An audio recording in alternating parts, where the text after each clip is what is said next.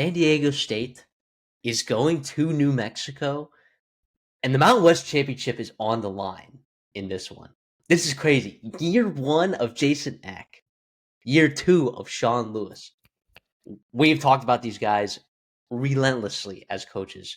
And these are guys that are going to be getting better jobs in the future than the ones that they have. Not that they aren't good jobs, because boy, do we love talking New Mexico football. Do we love San Diego State and what their program brings to that West Coast out there? Both of them have attracted really nice coaches too. Brady Hoke. Yes. New Mexico had Bronco Mendenhall a year ago. Like we love it. Yeah, it's phenomenal. And the Mountain West breaking down, these tiebreakers. I can let CD sort of like go into that a little bit here in just a minute, but like New Mexico being 8-3 at this point in the season, CD, we talked about it in our when Jason Eck got hired, we posted our video. We do that with all coaches that get hired. And we talked about we both hopped on, this call to record the podcast, and we were like, okay, can we just say something? Like, Jason Eck is freaking awesome. Like, this is an unbelievable hire. Right after you just gave up Bronco Mendenhall to Utah State, and it felt like an absolute twisting of the knife because you brought Bronco Mendenhall home to New Mexico where you felt like he belonged, and then he just left you the next year after having a really solid season for New Mexico, being 5-7, 8-3 right now with a chance for a Mountain West Conference Championship berth. Sure, you're playing the first place team in the Mountain West right now, but you certainly absolutely have a chance, as the spread indicates from Vegas. New Mexico plus 1.5 here. CD. I mean, what is this layout looking like here for this Mountain West as we start an absolute sprint to the finish line here? Yeah, it is. It is awesome. I mean, it's pretty tough to get into the weeds here with some of these conferences too. You have to remember that certain tiebreakers, when you get far enough down, it gets broken by computer rankings. And now the good news is those computer rankings are better. They choose from a certain number of rankings, right? They're better now than they were a couple years ago, but they're still just, it's a little ridiculous. I'm not going to get into those kind of scenarios because that's something that we won't even know until the following Sunday. Correct. Right. But in terms of San Diego State, here's how they qualify and how they can control their own destiny. They win, right? And they would host the title game. So you win and you're in, or you have a Boise State loss and a UNLV loss, which then I think would lead to you playing a rematch against New Mexico.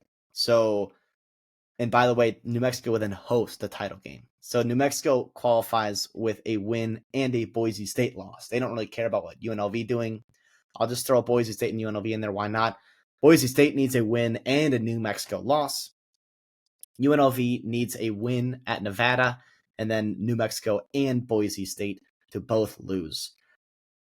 It could get pretty rough if you're seeing New Mexico win and Boise win and UNLV losing, or if all three of them win. It could get, very, very jumbled. But that's where we're at right now. The bottom line for these teams right now is win, and everything else will take care of itself. I'm excited. You introed these coaches and how much we have sung their praises since the moment they've gotten hired at these respective programs, and how last year didn't go well for Sean Lewis and San Diego State. It was a rough rebuilding year, and here we're starting to see it take place. But it's not necessarily in the way that many of us may have thought in what his offensive style brings to San Diego State and the Mountain West. Defensively, man, they are really, really good. You have NFL guys at every single level from this defense here, and they're going to have their hands full with what Jason Eck brings to the table, Jack Lane, and the really, really good dynamic rushing attack and stable of running backs and quarterback too that New Mexico brings to the table as well. I like San Diego State in this spot, even on the road in Albuquerque. I think Jaden Dangle won't have to do too much. He can stay in his comfort zone. They can run the football. They can win the turnover battle, take care of the ball, and they can get after. I was really impressed with how they played against San Jose State just a week ago. I thought San Jose State would be a team that could potentially knock off this Aztecs team. I like the Aztecs here. I know New Mexico's got plenty of reasons, plenty of chances to win. Obviously, it's a 1.5 point spread. They are at home. The Lobos can get it done, but I like San Diego State in this spot, even on the road, and I like them pretty convincingly. Yeah, I don't feel like New Mexico does any one thing particularly well. I think they just are a pretty balanced football team with a really good head coach and a quarterback. I don't know that either team has per se a quarterback edge in this game from what I've watched. Uh, Jack Lane, his story for New Mexico, he was at Idaho with Jason Eck there before, was a pretty solid passer uh, over in that conference over there. Kind of comes here, and it's been ups and downs so far this year, but the rushing attack has been pretty solid. Something that San Diego State, though, has done a really nice job shutting down. And you have NFL talent on this San Diego State defense, which is a little bit different than what you're seeing on the New Mexico side of the ball. You're looking at Chris Johnson Jr., Trey White, Owen Chambliss. I mean, legitimate like NFL guys, really impact players on that defensive side of the ball. That maybe gives them a little bit of an edge in this game. Now, going on the road, if Denegal is turning the ball over, right, like he did just the other week, like there are Yeah. situations in which like disaster could strike if New Mexico is turning the football over or getting them to turn the football over, and they've established the run game and kind of negated sort of like what you thought was an advantage for San Diego State. Absolutely, San Diego State is in trouble. And I don't necessarily trust San Diego State to play from behind either. If New Mexico gets up early in this one, I really like the spot. I like Jason Eck in that spot, and I like Jack Lane, just a veteran quarterback managing that football game, ground and pound. And honestly, like a defense that's a little bit better than what you've seen maybe in, of course, recent years at New Mexico. It's obviously not an incredible defense, but we'll call it a top 60 defense, which is not at the same level that San Diego State's playing with probably top 35 defense, could we say?